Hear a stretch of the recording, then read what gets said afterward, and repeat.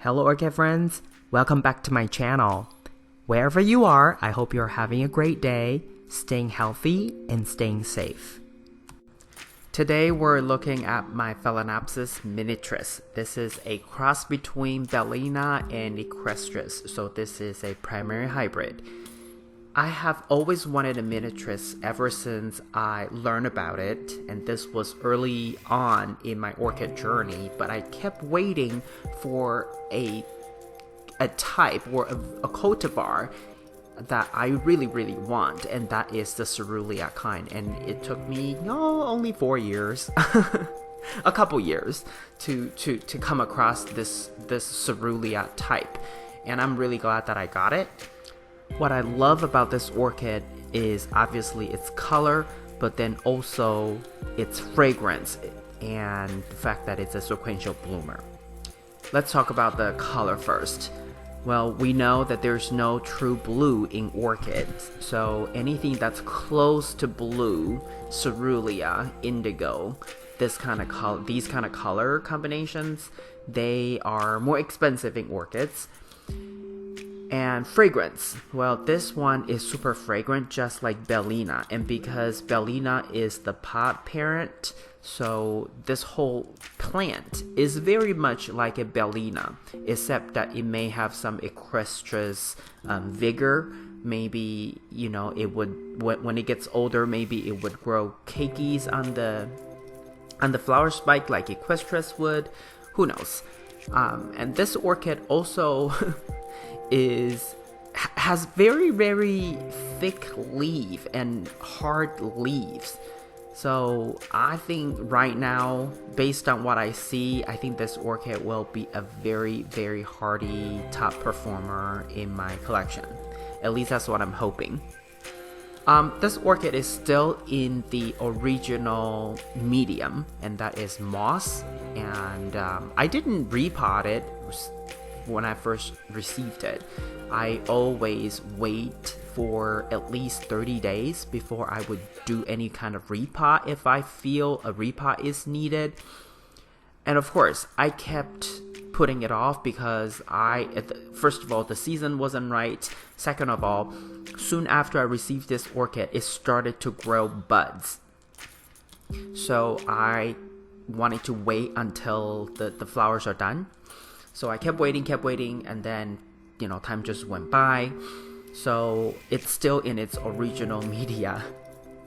The only thing I did was I put it into a 16-ounce plastic cup and then quarantined it for about a month before I introduced it to my overall orchid collection in my sunroom.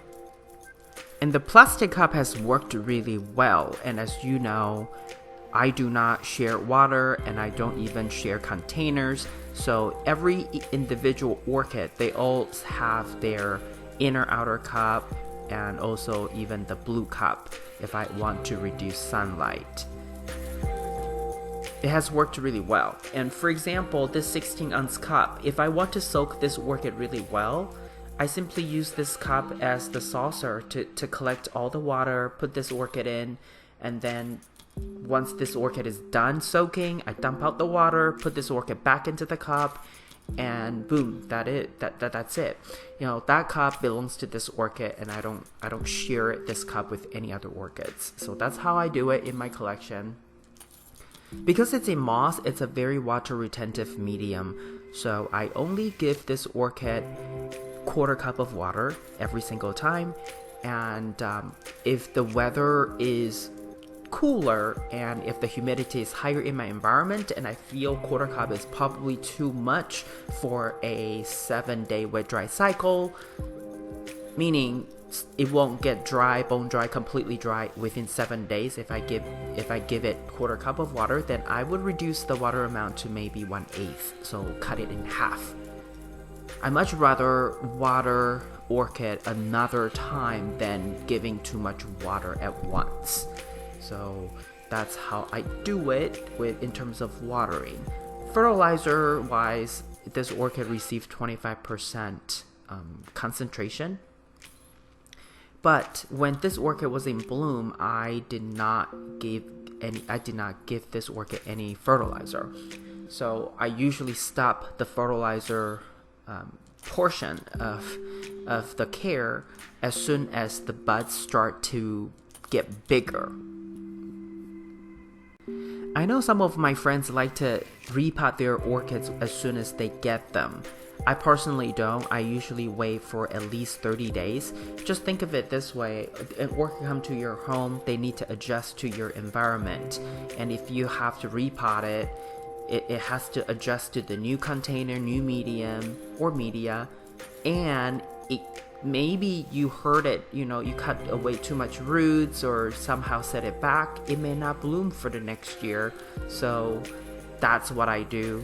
Here is the bonus footage. This is a side-by-side comparison. So the one on the left is a cross between equestris and bellina. So they all have the same parent, except the one on the left, the pot parent is equestris, whereas today's Mini Tris, the pot parent is bellina. And this just to give you a sense of, having the same parents, but then the pot parents being different, they have very different characteristics. And here, another footage, I also had another orchid in bloom. They have some overlaps with the Mini Tris, so I put this video together just to give you a sense of the color comparison and contrast. So this one is a very interesting orchid. It's called Blue Star, but it has 25% Tetraspis, 25% equestris, and 50% violacea. Whereas this one, Mini Tris, it's obviously 50% bellina and 50% equestris. I put them together just because they're all kind of in the same color family.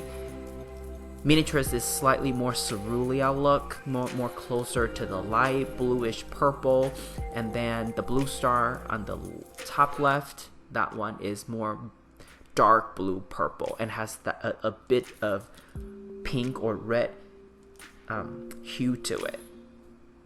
Both are super fragrant. And I think, but for both of these, if their flowers are done, after their flowers are done, I will repot them. And I'm thinking I want to use probably in organic media, just like what I use for most of my orchids.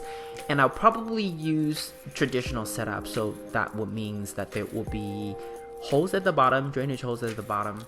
So if I repot them, I'll definitely keep you posted on their progress. This is all I have for you today. If you like this video, please give it a thumbs up. And if you would like to get more orchid related videos from my channel, please subscribe and turn on the notification. I want to wish you happy growing, and I will talk to you in my next video. Ciao!